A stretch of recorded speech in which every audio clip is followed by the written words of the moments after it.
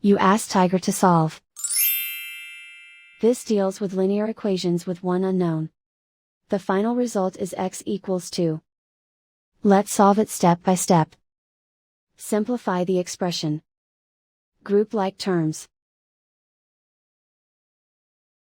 Simplify the arithmetic.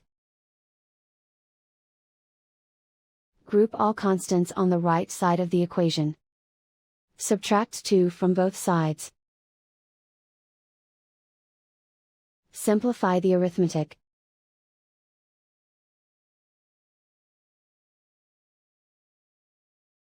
Isolate the x. Divide both sides by 8. Simplify the fraction.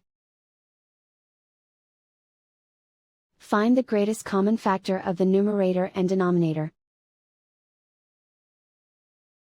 Factor out and cancel the greatest common factor. And so the final result is x equals 2.